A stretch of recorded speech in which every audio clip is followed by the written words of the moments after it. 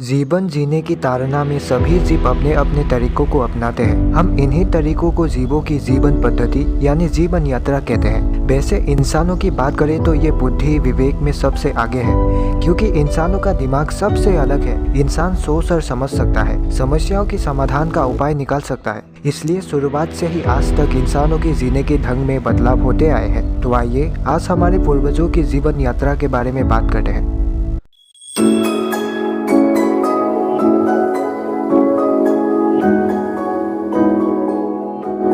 गुफाओं में सहारा लेने से पहले अपने आप की और एक दूसरे की सुरक्षा के लिए आदिम मानव झुंड बनाकर चलते थे। छोटे बड़े खतरनाक जंगली जानवर, जहरीली सांप जैसे खूंखार जानवरों से बचने के लिए सभी एक साथ निकलना पसंद करते थे। वैसे तो किसी जानवर का अकेले जा करके शिकार कर पाना आसान नहीं था, लेकिन लोग झुंड में निकलकर किसी जानवर का आसानी से शिकार करके लाते थे।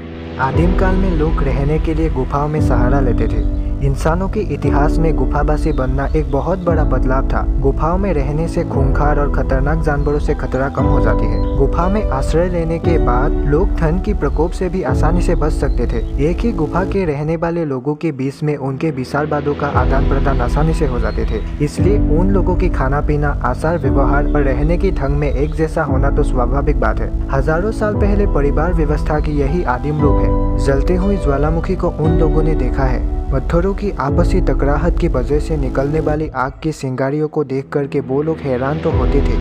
चिंगारियों से सूखे सूखे पत्तों में आग लगने वाली घटनाओं से उन लोगों ने आग जलाने के बारे में सीखा था। मानव सभ्यता के इतिहास में आग की आविष्कार से आदिम इंसानों की जीवन शैली पूरी तरह से बदल गई। आग की विभिन्न क्षेत्रों में होने वाले इस्तेमाल के बारे में आदिम मानवों ने अच्छी तरह से सीख लिया था, क्योंकि आग से तो सभी जानवर डरते हैं। जंगली जानवरों के उपद्रव से बचने के लिए लोग आग का इस्तेमाल करने लगे। भीषण ठंड से भी बचने के लिए लोग आग की गर्मी का सहारा लेने लगे। आग का इस्तेमाल करके शिकार किए हुए जानवरों का मांस पकाकर खाने की तरकीब का शुरुआत आदिम काल से ही होने लगे थे।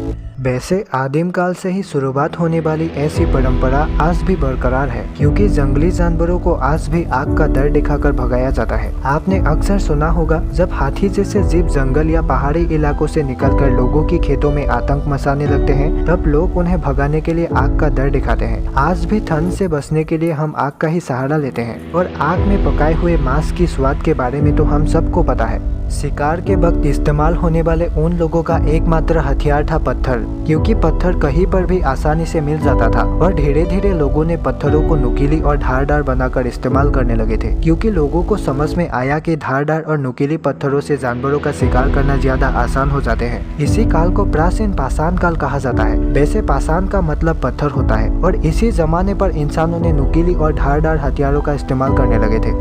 ऐसा अनुमान किया जाता है कि आज से लगभग 30,000 साल पहले इंसानों ने धनुष बाण और भाला जैसी हथियारों का इस्तेमाल करने के बारे में सीखा था।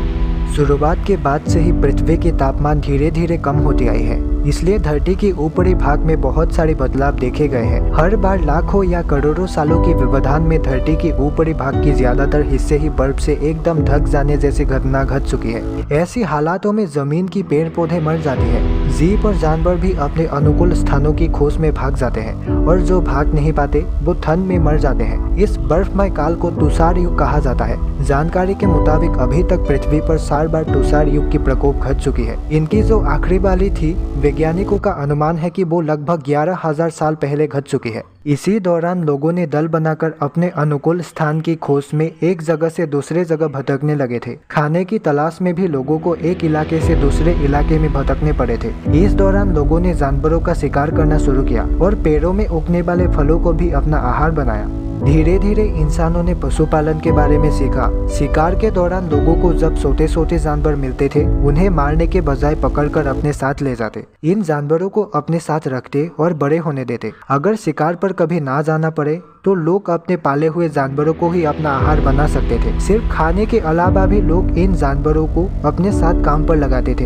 वैसे लोगों ने गाय बकरियों को तो पालना बहुत बाद में शुरू किया था। लोगों की आबादी तो दिन ब दिन बढ़ रही थी, लेकिन खाने की चीजें भी लगातार घटती जा रही थी। फिर भी वो कहते हैं ना, अभाव ही आविष्कार का मूल है। लोगों ने गौर किया था कि वो जो फल खाते हैं उसके बीज से पौधे उगते हैं। पौधे बड़ी होती है, बड़ी होकर पेड़ बनती है, और पेड़ पर फल उगते हैं। नदी की किनारे वाले इलाकों की मिट्टी उर्वरक होती है और ऐसी जगहों पर पौधे जल्दी ही बढ़ती है। लोगों ने अपने अनुभवों से फलों से बीज संग्रह करके जमीन पर सींच कर खेती करने लगे। शुरुआती दिनों में पेड़ों की दाल, नुकीली पत्थर या फिर शिकार किए हुए जानवरों की हड्डी या नुकीली दांतों का इस्तेमाल करके जमीन को उपजाऊ बना लेते थे।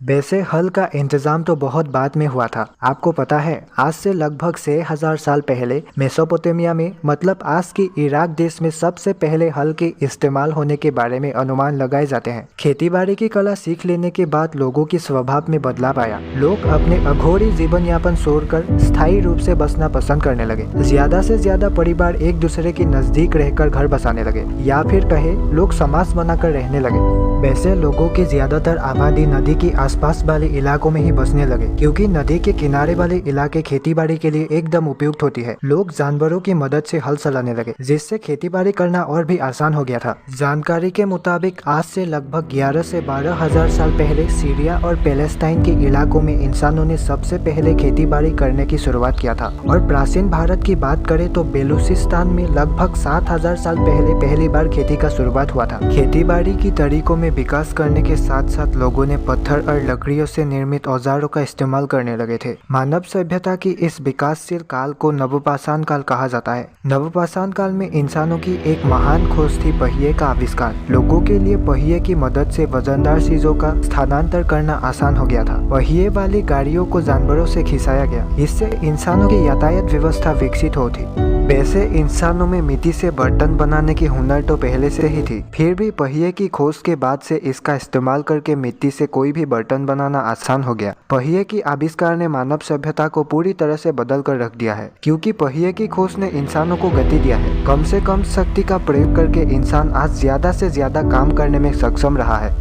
आखिर में लोग समाज में रहना सीख चुके थे। जब एक इलाके से खाने की कमी होने लगी थी, तब लोग एक एक दल बनाकर नजदीकी इलाकों से खाना ढूंढ करके लाते थे। इस तरह से शुरू हुआ उत्पादन और वितरण व्यवस्था का। लोगों ने अपनी जरूरत से ज्यादा उत्पादन करने के बारे में सोचा और अतिरिक्त फसलों को संरक्षित करके रखने लगे। कभी कभी कोई अपने अतिरिक्त सामानों को किसी जरूरतमंद को दे देते थे और बदले में उनसे अपनी जरूरत के सामान ले लिया करते थे। चीजों की आदान प्रदान होने वाली ये वही प्रथा है जिसे हम विनिमय प्रथा के नाम से जानते हैं। देखिए ना, उस जमाने में ही शुरुआत होने वाली ये प्रथा आज भी प्रचलित है। आसाम में जागीरोड नाम की एक जगह है, जहाँ पर हर साल एक मेला लगती है, जिसका नाम है जूनबिल मेला। खास बात यह है कि यहाँ पर पैसों के बदले में एक चीज से दूसरे चीज का आदान प्रदान किया जाता है। आदिम काल के लोग गुफाओं में, जमीन में या पत्थरों में चित्र बनाने के बारे में जानते थे।